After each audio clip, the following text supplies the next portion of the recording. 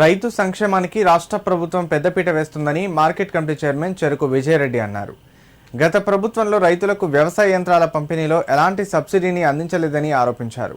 వచ్చే బడ్జెట్లో మన మండలానికి దాదాపుగా అత్యధికంగా నిధులను తీసుకురావడానికి కృషి చేస్తామని రైతులకు హామీ ఇచ్చారు.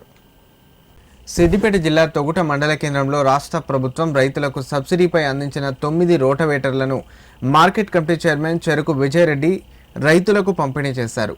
ఈ సందర్భంగా వారు మాట్లాడుతూ రైతుల సంక్షేమానికి రాష్ట్ర ప్రభుత్వం పెద్దపీట వేస్తుందని పేర్కొన్నారు. తొగుట మండలానికి 13,720,000 రూపాయలు విలువైన వ్యవసాయ పనిముట్లను సబ్సిడీపై అందించినట్లు తెలిపారు.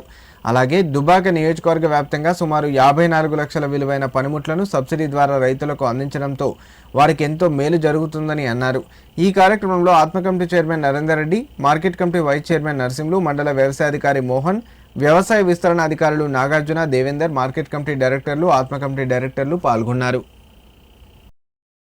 కాంగ్రెస్ ప్రభుత్వంలో రోడ్వేటర్స్ ప్లస్ గడ్డి మిషన్ అన్ని కలుపుకొని మన తోట మండలానికి 13,720,000 రూపాయలు ఈరోజు మనకు రావడం జరిగింది.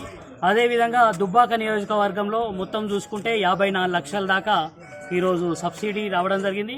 గత ప్రభుత్వాన్ని పోల్చుకుంటే ఈ ప్రభుత్వంలో ప్రజల పాలన అని చెప్పిన మన కాంగ్రెస్ ప్రభుత్వంలో గత 10 సంవత్సరాల నుంచి వ్యవసాయ యంత్రీకరణలు, పనిముట్లు ఏ ఒక్క దానికి కూడా సబ్సిడీ ఇవ్వలేదు.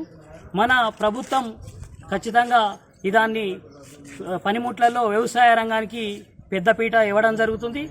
మళ్ళా బడ్జెట్ ఏరియాలో కూడా మన యువసాబ్ చెప్పినట్టు మండలానికి ఒక 50 లక్షలు కూడా ఇవ్వడం జరుగుతుంది. దాన్ని అన్ని రకాలుగా రైతులు సద్వినియోగం చేసుకోవాలని కోరుకుంటున్నాం.